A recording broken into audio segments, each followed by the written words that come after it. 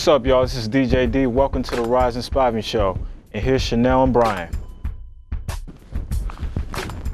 Welcome to the Rising Spivey Show. My name is Chanel Spivey, and today we're going to talk about love. I have with me Brian Hampton. How you doing, Miss Spivey? Lifestyle Entertainment Report. Normally he gives us the Lifestyle Entertainment Report and thing, but I needed help trying to figure out how to talk about love. I mean, what is love? A word that comes and goes, but few people really know what it. Okay, that's Kurt Franklin. But but love is something special, and I don't know much about it. I don't know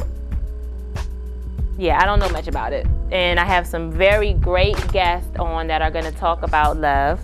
Qualamiya Hall, yes, and Victorious Hall are going to help us, as well as my girl Kerry Richards.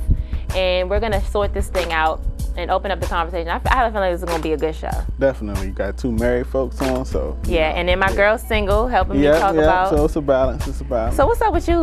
We're gonna talk about you and love now. Love? Man, ain't supposed to be in love right now. No. I think love is a beautiful thing, but you know, it's just got to work out both hands in the right time and the right place. But with most people, they're either not ready for it or don't know how to go about finding it. I don't think it's something that you look for. It's once you accept that you want that in yourself, people can see that in you. That's right. And that makes sense too. Something to consider. I'm sure there are going to be a lot of good points on today's show. Please have out a notepad and a pen because you're going to like the information that you get. I want you all to also take a look at this book, The Conversation by Hill Harper.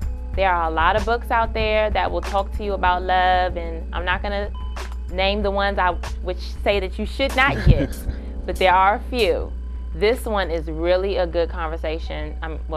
A good book. It's called The Conversation, and I learned a lot from it. I've always, told people, I've let folks borrow it. It's a good book. Me, I'm single.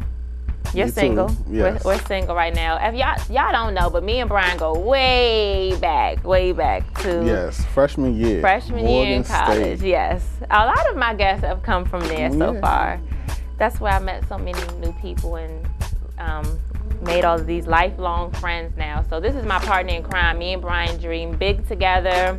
We're gonna shut down everything eventually. We are. Be ready. But we're starting here.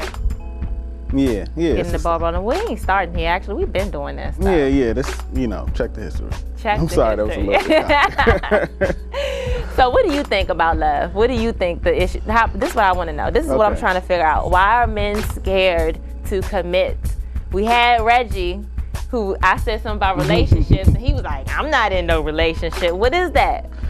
I mean, I think it's something from the beginning, even when we mentioned it with our friends. When you grow up, you get past that. But if I go back when I was 17 and we talked about relationship, it was like, relationship? You gonna leave one of the fellas? It's like you coming out of the group to be in a relationship. You about to be on dates all the time. You about to be not to go nowhere. Did you call them squares? Squares, that's what we call them. Hey, you gonna be squared up for the rest of your life? No, you can't do that now. We young, we gotta, meet different people and I mean, that's just something you go through when you were younger. I mean, and now. Yeah. Because there's a lot of them. There's people who are 30 and 40 that still feel I don't want to. If you can't settle down at 40, come Something's on. Wrong. It's a wrap. You in a club come on. at 40, sir? Exactly. We know you look 40. You look 42. So we can Please say, don't do that. please come home. Please have a family. Yes. Please. Well, I definitely want a family. It's nothing cool about having to hold down a house by yourself. And being alone, and being alone is a good thing sometimes because the creative part of me needs my own space. I don't need to be on anybody else's time, and I already have a child, so I don't know how well or how easy it would be to balance a child and a man. I mean, I'm willing to try. Ryan knows that I've been seeing this guy for quite some time. He's not my man. We have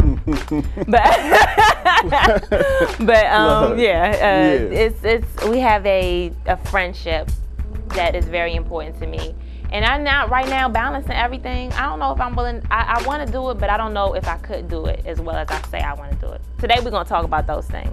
You could, once you have the, like I said, the right time. It could Timing is everything.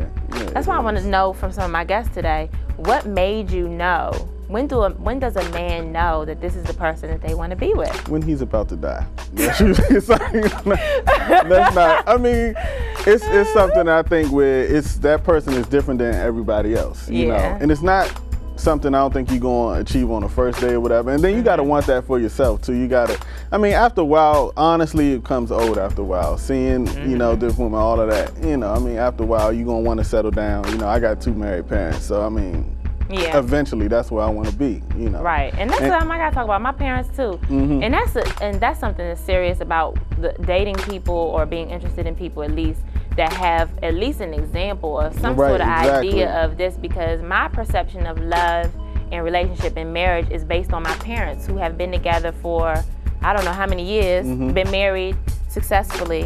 So I see that, and it's real to me, but some people don't even have that concept. And so they don't, you know, we're all products of our environment. Not saying if you don't come from a married household that you can't get there, but if you don't see it, it's not in front of you. It's not like, you believable. Know. Exactly. Because I'll see some people that will say, like, I know somebody, you know, I'm on Twitter all the time, Rise and Spivey, and what do you? The Lifestyle NT. Plug. And so I hear people all the time talking about, you know, marriage is about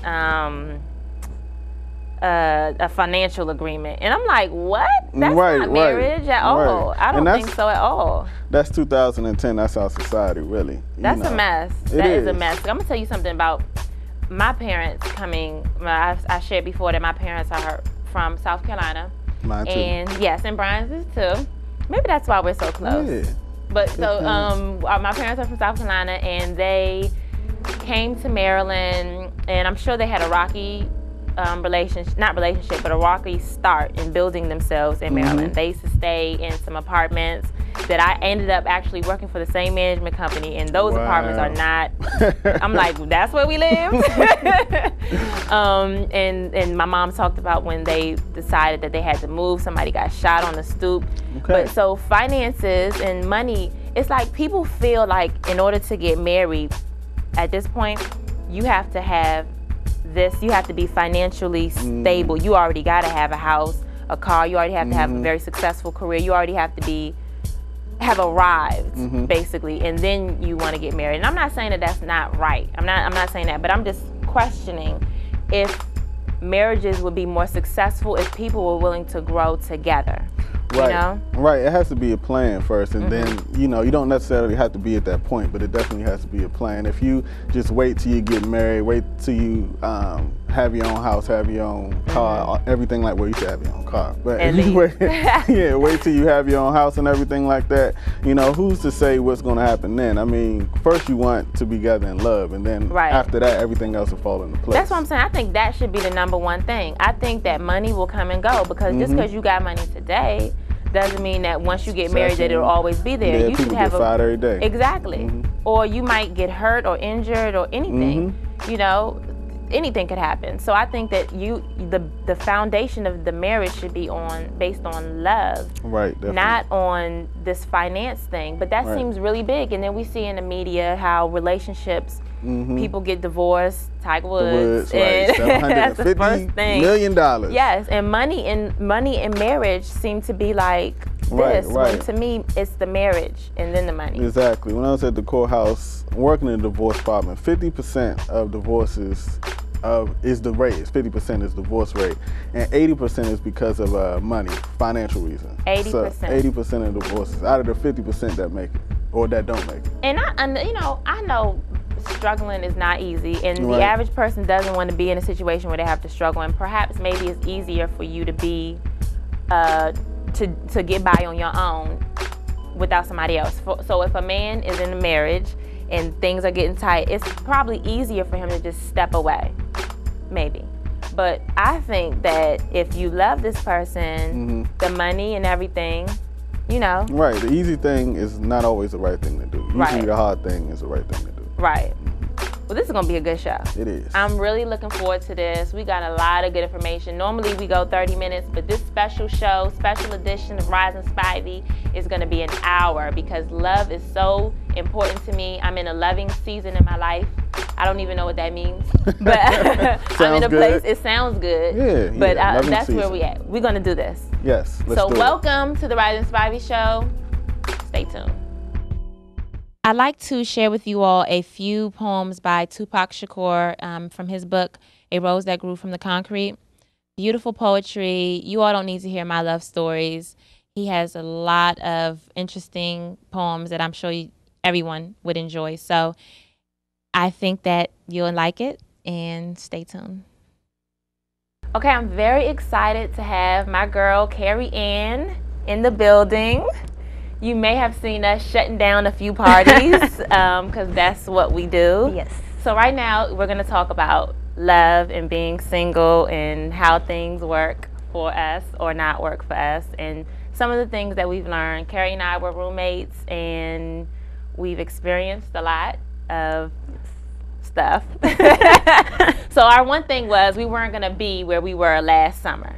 That's what we said. We're not going to keep having the same conversations about the same people last summer. We're trying to grow and become better women because we deserve better men. So tell me some things that you've learned. I've definitely learned not to be as needy. I've become more independent since moving in with you and leaving that situation. I've learned to be more dependent on myself, working 2 jobs, taking care of my son full time. I just really have no time for games, jokes, whatever they want to give. So yeah, and that's true, because what we sometimes end up doing is putting so much energy into guys, and it takes away from what we can be doing for ourselves, bettering ourselves or our kids or something like that. So when you get down to it, it's no time for games, because I could be doing me. I'd actually rather go to sleep than right. That's like, how about this? Somebody's like, okay, somebody we met the other day.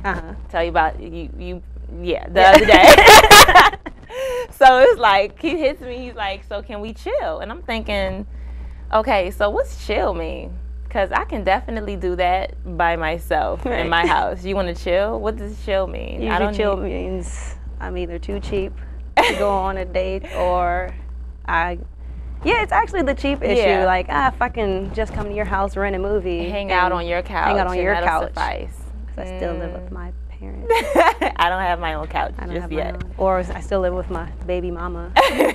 Those situations tend to pop up a lot. Or if they do tell you in the beginning about that whole thing. Yes, games. More about games. So what do we want? We're going to try. This is what we're going to. Let's tell some guys right now, what do some good women want, or what would they like in men? I'll go first. We'll give them 5 things. We'll give them 6. Number 1, I would like men who are bold enough to approach a woman respectfully. Yes, that's not get your friend to come approach you, to make sure that it's okay to come approach you. That's not cool. That's not cool. Be bold, because that's attractive when you have the right. And I give it to guys. It must be really hard to get the nerve up to go talk to a girl, because you could get shot down. Yeah, but I need a man that's going to be so confident that he's like, oh no, I won't get shot down. You have to come with that confidence, and we bite. Yeah. But if we find some weakness, it's going to be too easy. Yeah, it's too easy. It's over. Okay, you too. For me, I want everyone to come to me with an ID on their forehead. Because if I get one more minor, like everyone that comes to me I'm like, how old are you? 21? What are you going to do, babysit my son? Like, I need somebody 25 and up. So I understand that maturity level isn't with age, but my preference. So don't get mad when my preference is not you. Yeah. Understandable too, because I mean, what are we gonna do with a 21-year-old? Babysit. No, that ain't gonna work. Okay. Number 3, we probably should have thought about this. And I'm like, Okay, you think, and I'll talk. Number 3, I would like guys to be more affectionate.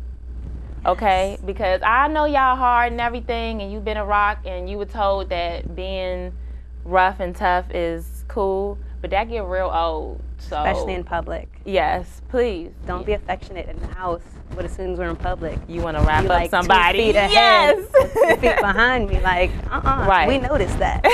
Please, let's show us how you feel a little bit more, because then I just don't know what to expect. But don't be too soft either.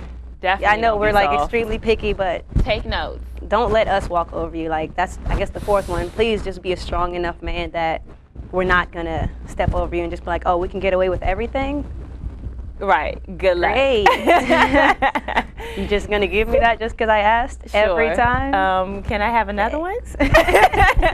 I mean, 2? But yeah. Yeah. Okay. So 5. Yeah, 5. We're on 5. I would like guys to recognize what they working with. You know, no, I know what it is. How about this?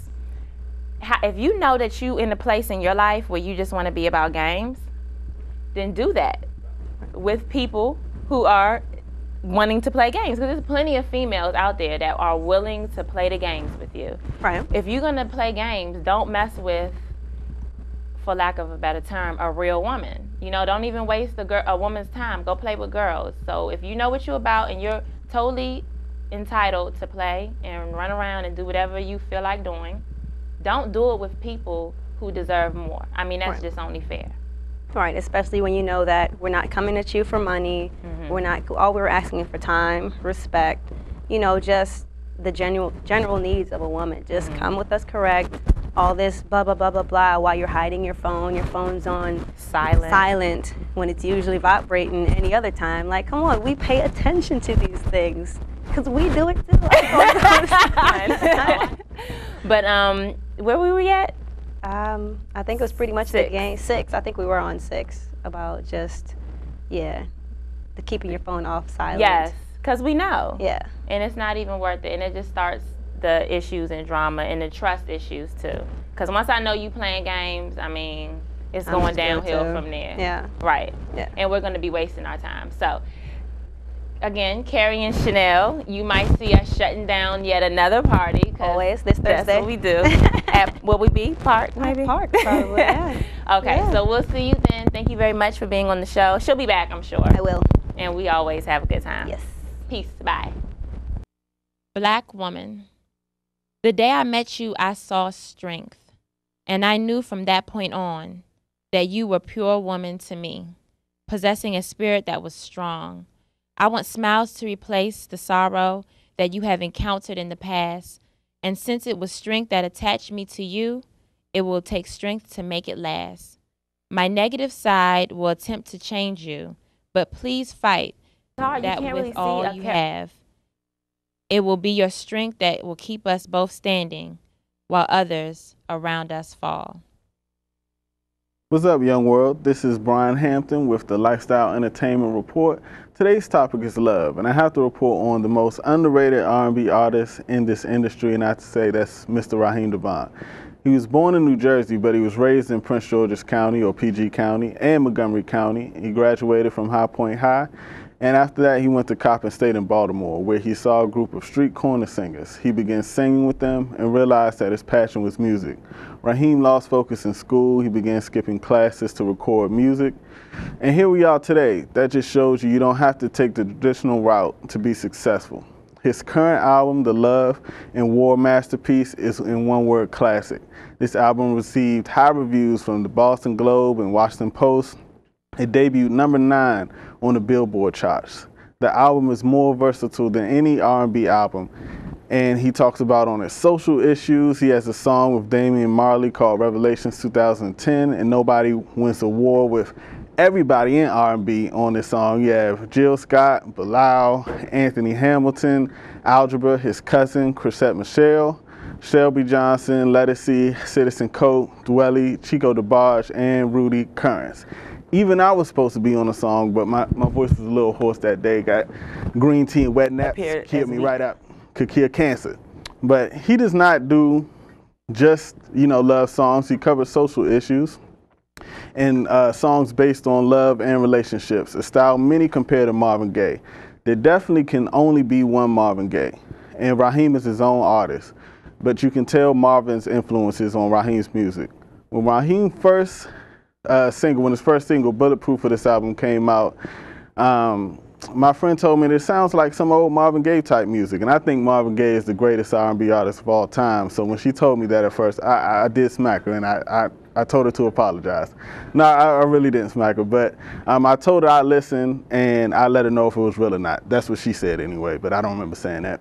But once I did hear the song, and I had to say I apologize, I smacked myself for her, because it was definitely reminiscent of Marvin Gaye. It was definitely a great song that he had out. His album is in stores now on RaheemDevonMusic.com, and his tour dates is on there as well. I believe love is transcending. A lot of people always want to separate the generations. This generation don't love like we did and vice versa, but nothing is new under the sun, and the same love that made us king and queens in Africa is the same love that were created by today. That is just another tactic to divide and conquer. Take advice from successful couples, your parents, grandparents, friends, whoever. Music from those days is still relevant today. If you have not seriously listened to Marvin Gaye, and I don't mean besides sexual healing, it's probably why you got 10 kids right now.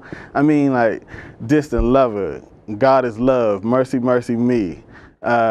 With the whole What's Going On album, If I Should Die Tonight, the list goes on and on. I would have to dedicate a whole show to talk about Marvin. In fact, I could have my own show. Maybe I would call it The Rising Hampton Show. No.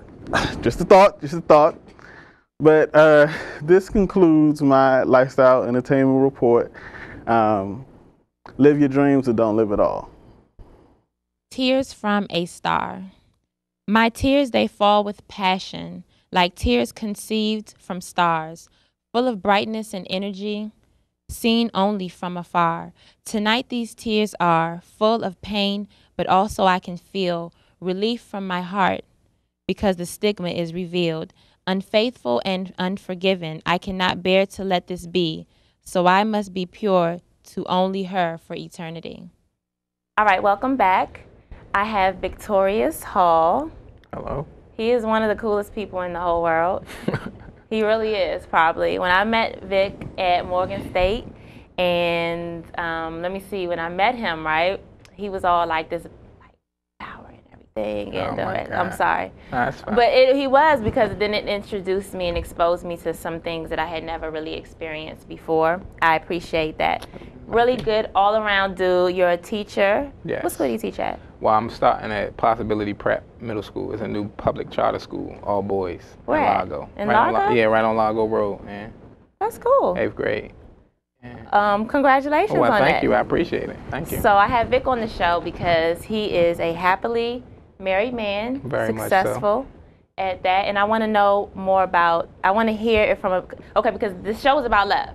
So I want to hear about love from a man who is in love and is handling love a little differently, because I think that some of my brothers are scared right now about loving. Okay. So, and you weren't scared. No, I wouldn't think that I was scared. I think that it first has to be defined. Like, you gotta understand what it is, and that is, it's work. When you like, if you ultimately in love with somebody, that you ultimately giving yourself. So it's not. Love isn't a thing that's something that you're wanting from someone else. It's something that you give, right? Okay. So as a young one, I mean, I got married at 23. I've been married for 5 years. Last Friday, we celebrated our 5th year. Congratulations. Well, I appreciate it.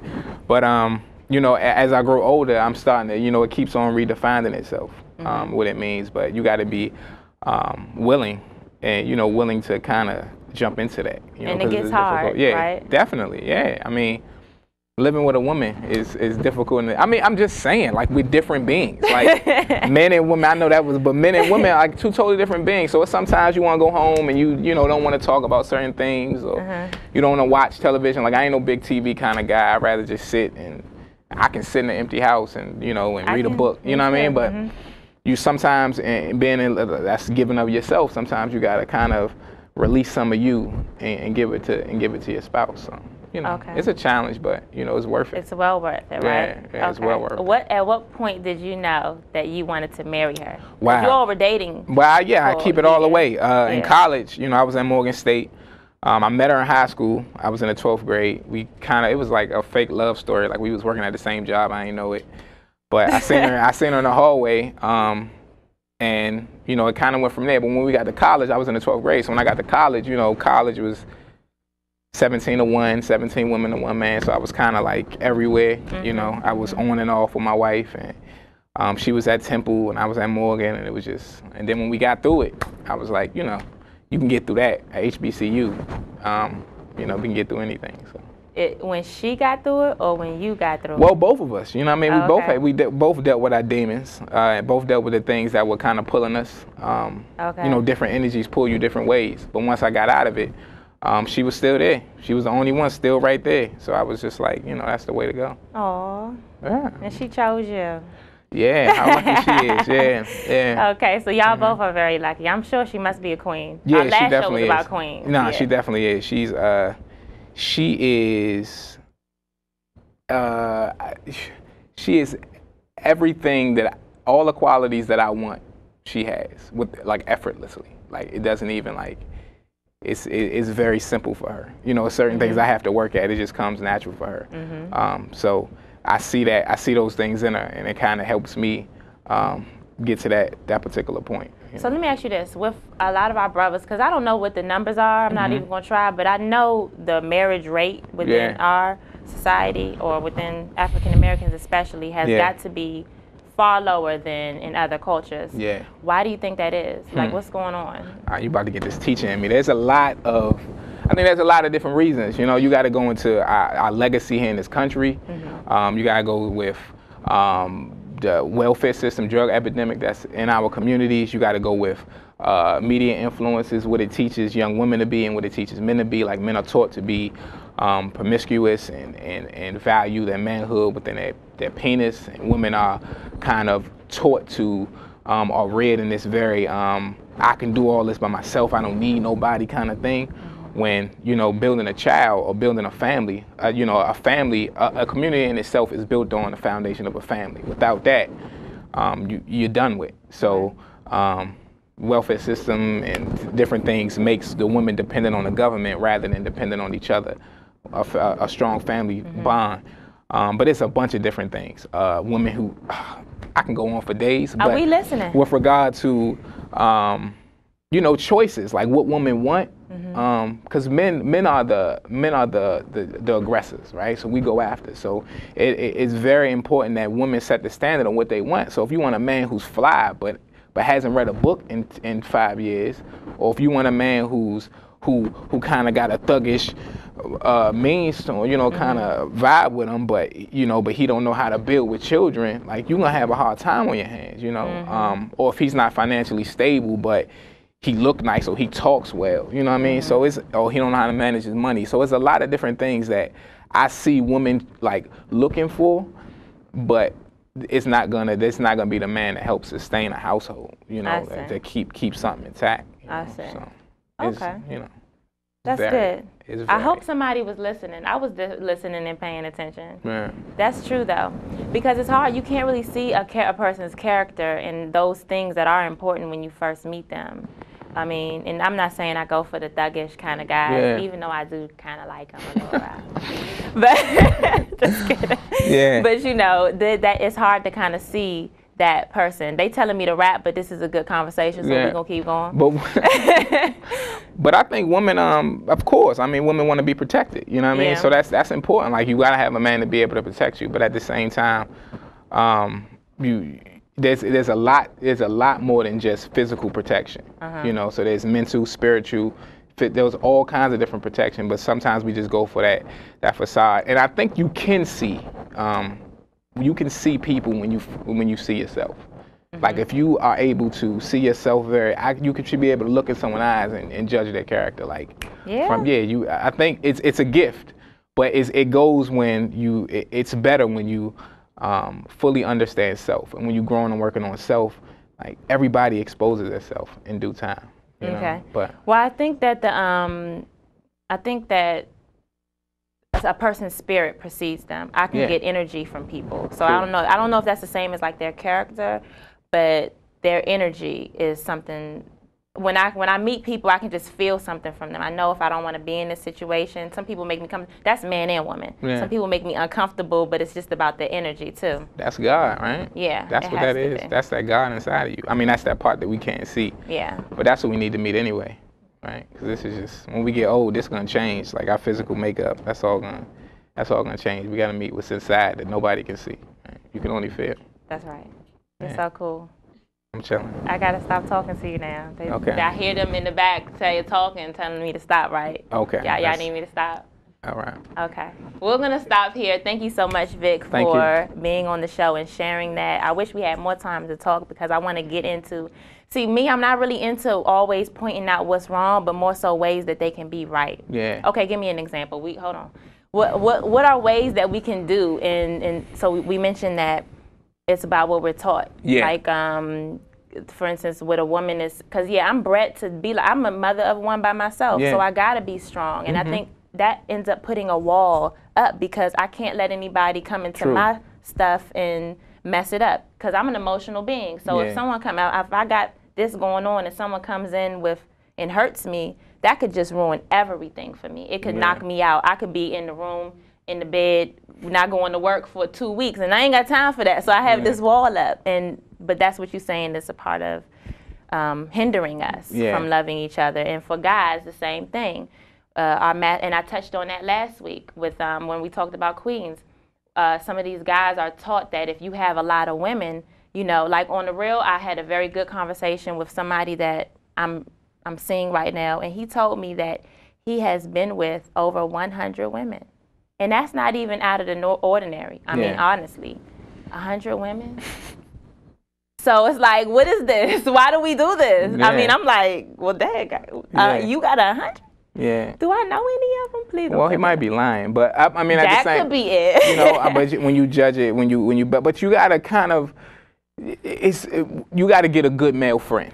A real strong man who can kind of weed out weak dudes. Like, so weak men are just like, they're like cancers, they're like viruses, right? So they shouldn't even exist. So you should be able to see them. If they look like a rap video, they probably not the right things to go towards. But at the same time, now I'm saying though, like they kind of present themselves, they say different things, they bring up conversations they can't have, their mind sometimes is surface. And so, I guess the woman's job, and it's always been, and I think women never get enough credit for this, is that they have the ability to bring anybody, they have the power of attraction. So whatever they choose to attract, and whatever the standards they set, is the men is going to come up. The men are going to come up to that. Whatever standard you set. So I think setting a quality standard, one of integrity, one of discipline. And sometimes it's gonna take those lonely nights or those things where you ultimately got to be by yourself. But if you set that standard, the dude he gonna rise up to it. Cause I know that's what I had to do. My wife wasn't having it. You know what I mean? She wasn't having it. I just had to step up. Because there's certain things I wanted to do, but she was like, no. Like I was like, all right, well, okay, we got to do this. Then we got to do this. We got to do this. So I just went from there. Thank you so much. No problem. Really appreciate it. As always, I enjoyed talking to you. And no problem. we're running totally over, but this is my show, so we can do that. All right. So we'll be back in a moment. Thank you, Vic. Thank you. My dearest one, there are no words to express how much I truly care. Sometimes I fantasize of feelings we can share. My heart has never known the joy you bring to me, as if God knew what I wanted and made you reality. I'd die to hold you or to kiss you or merely to see your face. My stomach quivers, my body shivers, and my heart increases in pace. To give me money or lots of gold would not be the same to me. I prayed and watched the distant stars, and finally you came to me. And that was for somebody special. You know who you are. Welcome back. I have Qualamiya Hall on. Thank you for being here. Thank you. I chose her. Show's about love. I keep saying that. I chose her because we did Mindstream Radio, Adam and Paul's show. Shout out to them. And I met her there. And the show, do you remember what the topic was about? It was about...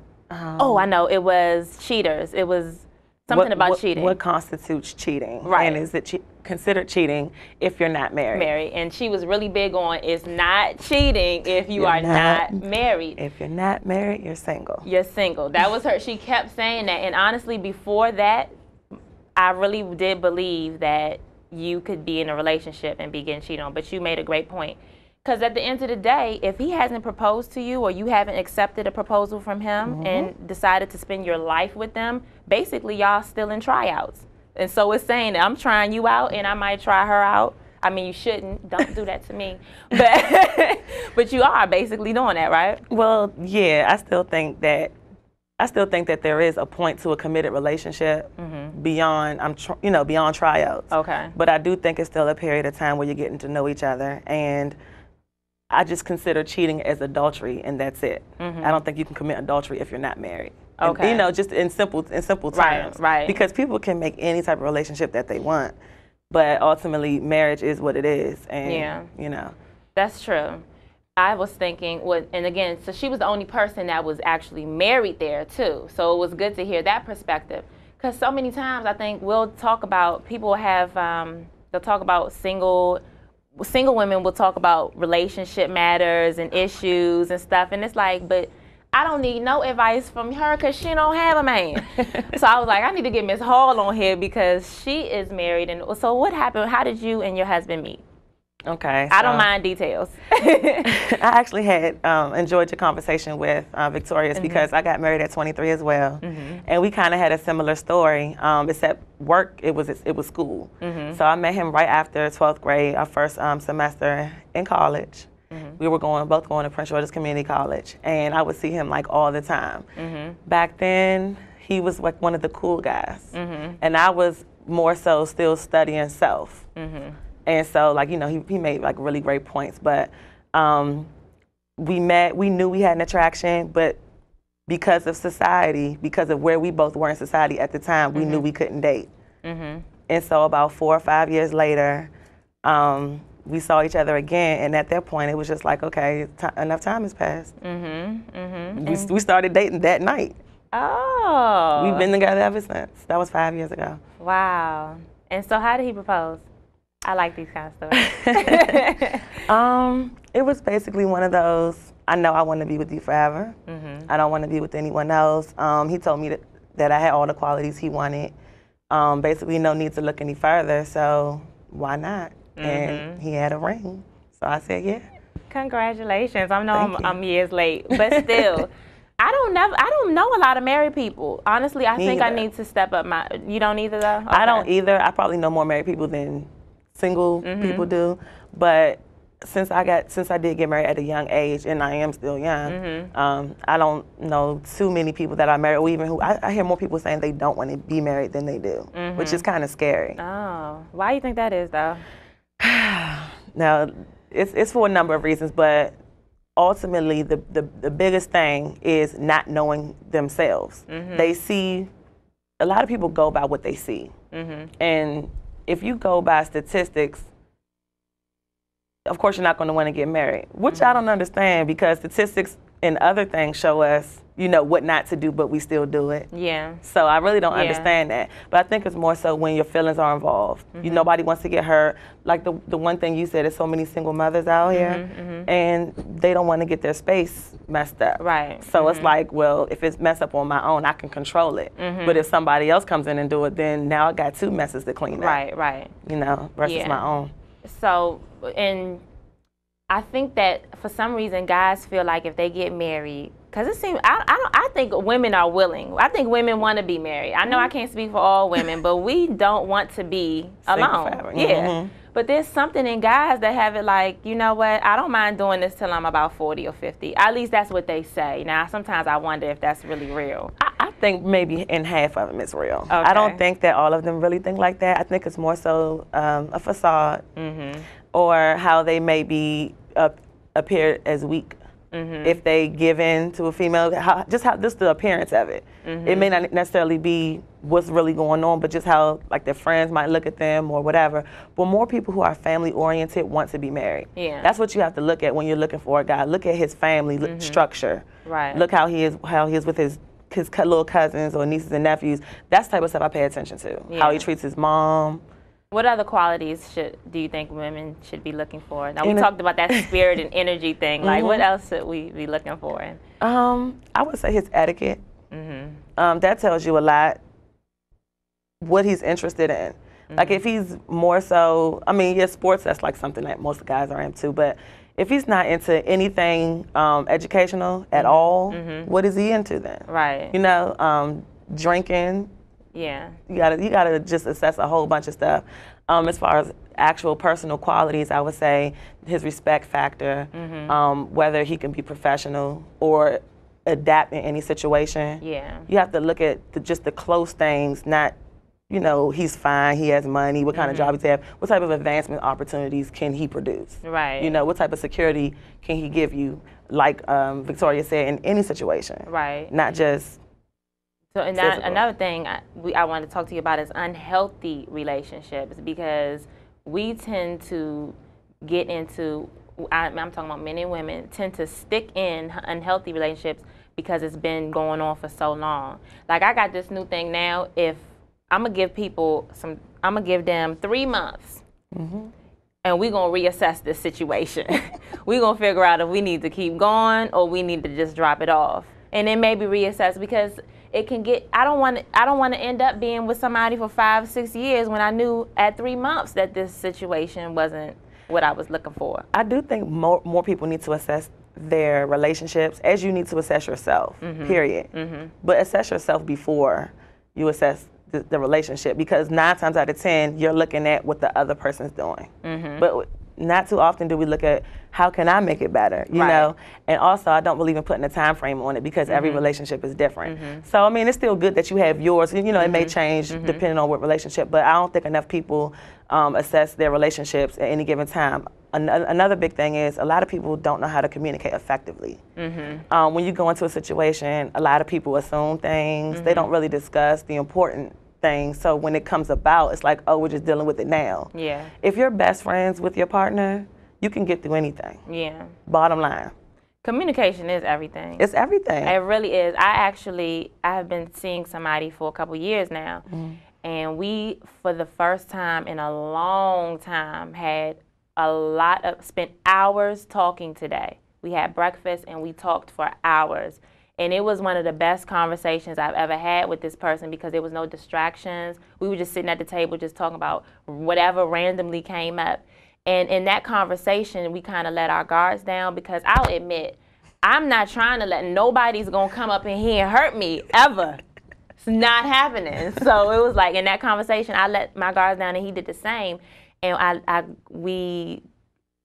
I learned a lot, and I've known him for years, but I've learned a lot in just a matter of hours. And I thought to myself afterwards, I was like, you know, we got to do this more. We have to communicate in general. I mean, everybody should, but especially if you're trying to build something with someone, you got to let those walls down and you have to. And I'm glad you said that, because I was going to say that to you too. You have to take risks sometimes, because love isn't something that you can control. Yeah. If you can't control that, then you can't control anything that comes with it. Yeah. So, you know, just open up, be willing to take the risk of, you know, getting hurt, maybe not.